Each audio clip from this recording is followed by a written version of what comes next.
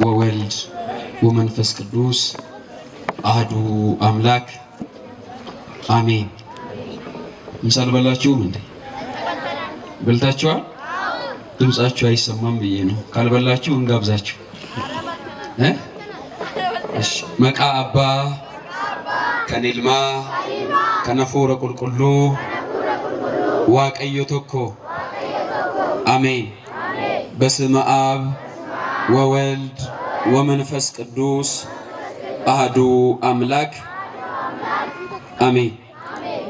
ለዚህ ሰዓትና ለዚህ ጊዜ ያደረሰን በምህረቱ የጠበቀን እግዚአብሔር አምላካችን ስሙ የተመሰገነ ይሁንልን። ክቡር አባታችን መላከ ምሕረት ቀሲስ ብዙወርቅ የዚህ ታላቅ ደብር አስተዳዳሪ፣ አበው መነኮሳት፣ አባቶቼ ካህናት፣ መምህራነ ወንጌል፣ ወንድሞች ዲያቆናት፣ እንዲሁም በአውደ ምህረቱ እግዚአብሔርን በዝማሬና በዜማ መሳሪያ ዕቃ የምታመሰግኑት መዘምራን አባቶች፣ እናቶች፣ ወንድሞችና እህቶች በወደደን በልዑል እግዚአብሔር ፍጹም ሰላም እንደምን ቆያችሁ? እንደምንስ ለዚህ ሰዓት ደረሳችሁ? ቸርነትና ምሕረት የባህሪ ገንዘቡ የሆነ አምላካችን እግዚአብሔር ያለፈ በደላችንን ድካማችንን ሳይቆጥርብን ለንስሐ እንድንበቃ ለንስሐ የምንበቃበትን ቃሉን ሊያስተምረን በቤቱ የሰበሰበን እግዚአብሔር አምላካችን ስሙ የተመሰገነ ይሁንልን፣ የተመሰገነ ይሁንልን። አቦቲ ልቦኒ አዮኒ መነ ክርስቲያና አከሱመስ ቦሎኒ ዳቆኖኒ ፋርፈቶኒ መንጉዶን አቦቲን ሃርሞሊን አከሱመስ ደርገጎን ሸመረን ዳኢመን ሁንዱምቲ ኬሰን ነጋዋ ቀዮቲን አከም ጅርቱ አከም ኦልተኒ ዋቀዮ ኡማን ኬኛ አከበዲ ኬኛት ኦሶኑት ለካኢን አርጁማ ኢሳቲን ኡምሪ ቀብኑ ኢረቲ በረከነ ከኑፍ ደበሌ የሮ ከና ኤብሴ ደላመነ ኢሳ ኬሰቲ ሰገሌ ኢሳ ጅሬኛ በረበራቲ ነርገኑ ሰገሌ ኢሳ ጋቢቲ እንገሉ ኑበርሲሱዳፍ መነ ኢሳቲ ወልቲ ከኑ ቀቤ ዋቀዮ ኡማን ኬኛ መቃኒሳ ከንገለቶም ይሃተው አሜን። ከንገለቶም ይሃተው አምላክን በድንግልና ጸንሳ በድንግልና የወለደችልን ጨለማ ዓለምን በገዛበት ዘመን የዓለምን ብርሃን የወለደችልን ሞት በሰው ልጅ ላይ በነገሰበት ዘመን የሰው ልጅ የሞት ባሪያ ሆኖ በነበረበት ዘመን ትንሣኤና ሕይወትን በድንግልና ጸንሳ በድንግልና የወለደችልን እመቤታችን ድንግል ማርያም ስሟ የተመሰገነ ይሁንልን። ጻድቃን ሰማዕታት፣ ቅዱሳን መላእክት ሁላቸው እግዚአብሔር ባከበራቸው መጠን ስማቸው ከፍ ከፍ ያለ ይሁንልን። አምላካችን እግዚአብሔር ባለን ሰዓት እኔም በቆምኩበት እናንተም በተቀመጣችሁበት እንዲያስተምረን የእርሱ ፈቃድ ይሁንልን። ዋቀዮ ኡማን ኬኛ አኔስ በከን አበዴ ጅሩቲ ኢስኒስ በከቴቸኒ ጅርተንቲ ኑግዱቲ አርገሜ አከኑ በርሲሱፍ አከኑ ጎርሱፍ ኤየመ ኢሳኑ ፈተው ዋቀዮ ሁንደ ኬኛ ኑ አበርሲሱ ዋቀዮ ሁንዱመ ኬኛ ኑ አጎርሱ አከ ኤየመ ዋቀ ኬኛት መተዱሬታ ሲፈኔ ከን ኢላሉ መተዱሬን በርኖተ ኬኛ ኤርጋ ቁልቁሉ ጳውሎስ ገራ ወረ ፊልጵስዩስ በቆና ለማ ለኮፍሰ ኩደ ለማ ጉባት ሰገሌን ዋቀዮ አከስ ጀዳ ፈይነ ኦፊ ኬሰኒ ራወዳ ሜ ሰገሌ ኬሰን ኡልፉተኒ ወጅኒን ጀና አካ ኦጌይን ፈያዱበተኑቲ ናምኒ ቶኮ ወነ ሰገሌ ኢሳ ኡልፉዴ ዱበቴ ሂንዳገቱ ጀዱ ዋን ተኤፍ ኢሲኒስ አካ ሂንዳገኔፍ ሰገሌ ኬሰን ኡልፉዳ ወጅኒን ጀና ፈይነ ኦፊ ኬሰኒ ጀዳ ፈይነ ኦፊ ኬሰኒ ራወዳ ለትምህርታችን ርዕስ የምናደርገው ሐዋርያው ቅዱስ ጳውሎስ በፊልጵስዩስ ለሚገኙ ክርስቲያኖች በላከላቸው መልእክቱ ፊልጵስዩስ ምዕራፍ 2 ከቁጥር 12 ላይ እንዲህ ይላል፣ የራሳችሁን መዳን ፈጽሙ። እስኪ አብረን እንለዋለን። የራሳችሁን መዳን በሉ። ጮክ ብላችሁ ተናገሩ። የራሳችሁን መዳን ፈጽሙ። ስለ ቃሉ እግዚአብሔር አምላካችን የተመሰገነ ይሁንልን። ይህንን ቃል ተናጋሪው ሐዋርያው ቅዱስ ጳውሎስ ነው። ማን ነው አልኳችሁ? ማን ተናገረ? ሐዋርያው ቅዱስ ጳውሎስ ፊልጵስዩስ የምትባል ከተማ በአዲስ ኪዳን ማለትም ጌታችን መድኃኒታችን ኢየሱስ ክርስቶስ ሰው ሆኖ ከተገለጠ በኋላ የአዲስ ኪዳኗ ቤተ ክርስቲያን ለመጀመሪያ ጊዜ የተመሰረተባት ከተማ ናት ይቺ ከተማ።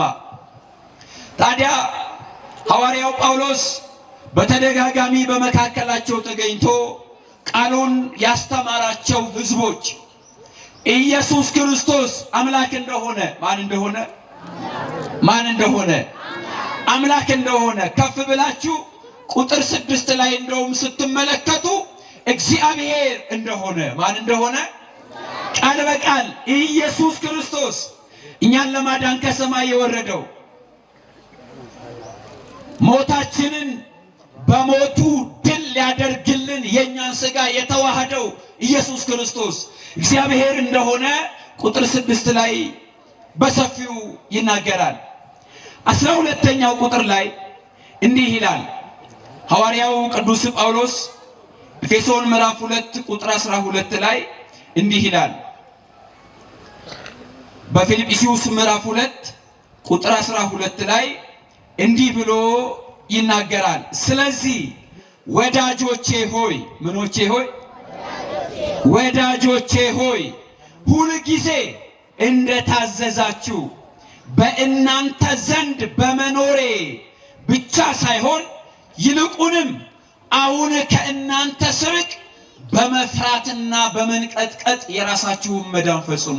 የራሳችሁን መዳን እንዴት ብላችሁ? በመፍራትና ምን በማለት? በመንቀጥቀጥ።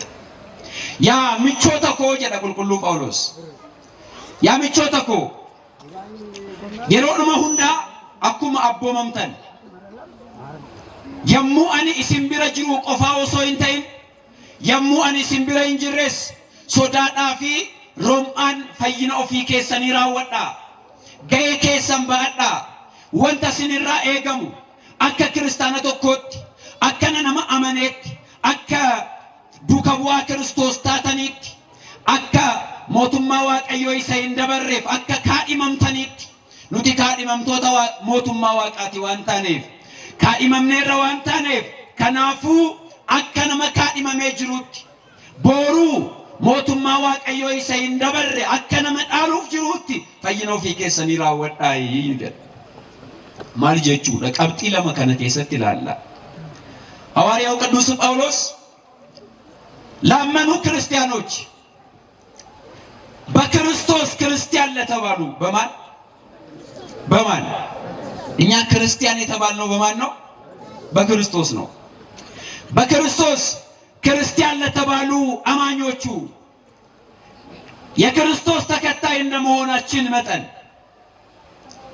ለመንግስቱ የታጨን እንደመሆናችን መጠን በመፍራትና በመንቀጥቀጥ የራሳችሁን መዳን ፈጽሙ። ሁለት ነገር ነው በዚህ ትምህርታችን የምንመለከተው። እግዚአብሔር አምላካችን ምስጢሩን እንዲገልጽልን የእርሱ ፈቃድ ይሁንልን። የመጀመሪያው መዳን የሚለው ነው። ምንድነው መዳን? ሁለተኛው መዳንን መፈጸምስ እንዴት ነው የሚቻለው? ሁለቱን ነው። ሁለተኛውን እንደ እግዚአብሔር ፈቃድ ነገ እግዚአብሔር ቢያደርሰን በከሰዓት እንመለከታለን። አሁን መምህራችን በሰፊው ስለሚያስተምሩን አንድ ነጥብ ብቻ ነው በዚህ ትምህርታችን የምናነሳው። ይሄውም እንዴት ነው የዳን ነው? እንዴት ነው የዳን ነው? ይሄን ብቻ ነው የምንመለከተው። ቅዱሳት መጻሕፍት እንደሚነግሩን መዳን ያስፈልገው ወይም ድህነት ያስፈልገው ወደ ዓለም ሞት ስለገባ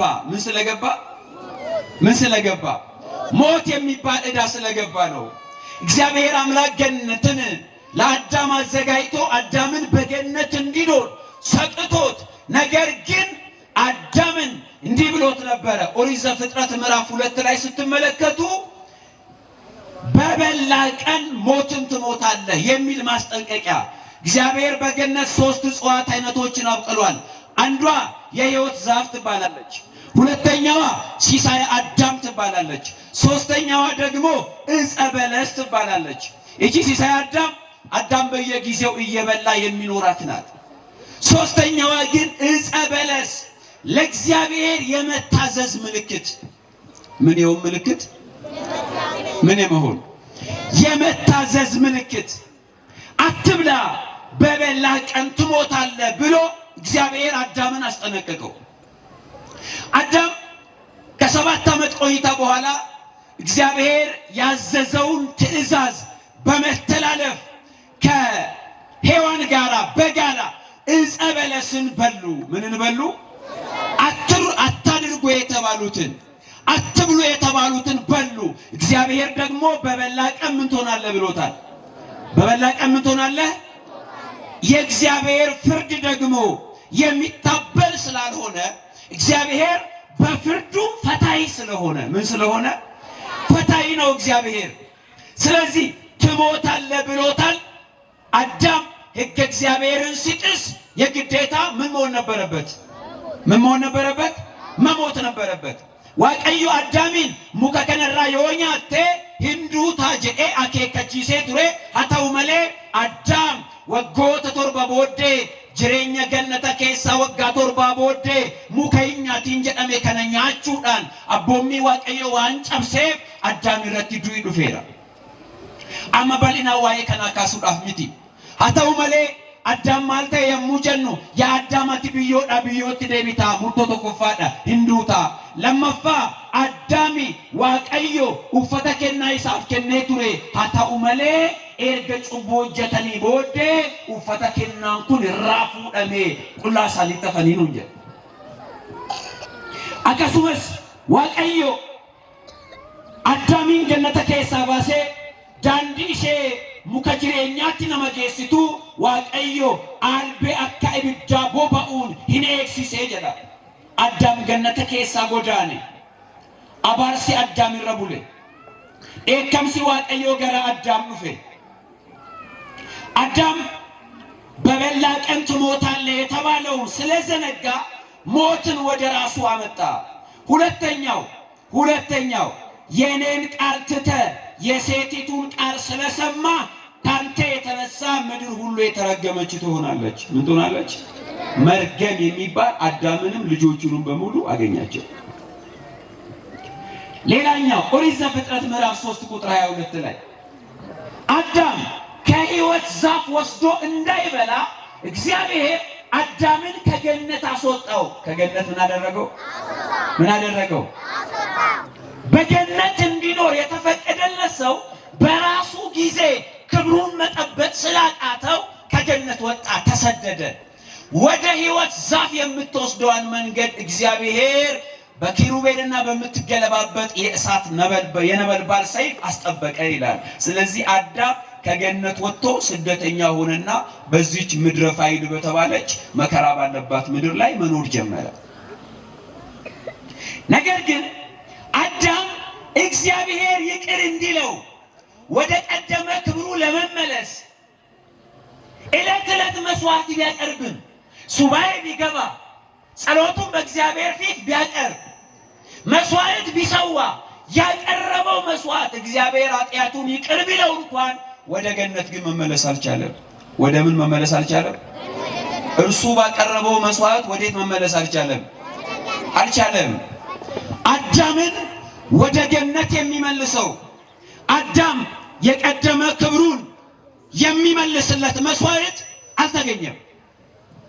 ከዚያ በኋላ በኦሪት ዘሌዋውያን አይታችሁ ከሆነ እግዚአብሔር ሰማይና ምድር ከተፈጠረ ከ4100 ዓመት በኋላ በሲና በረሃ እግዚአብሔር ለሙሴ ሕግን ሰጥቶታል፣ ትእዛዝን ሰጥቶታል። በኦሪት ዘሌዋውያን ምዕራፍ 1 ምዕራፍ 2 ምዕራፍ 3 ላይ ስትመለከቱ እንዲህ የሚል ታሪክ አለ። መስዋዕት የሚቀርብበት እግዚአብሔር በሙሴ በኩል ሰዎች ካህናቱ ሊቀ ካህኑ እንዴት ብለው በእግዚአብሔር ፊት መስዋዕት ማቅረብ እንዳለባቸው በቅደም ተከተል አስቀምጧል።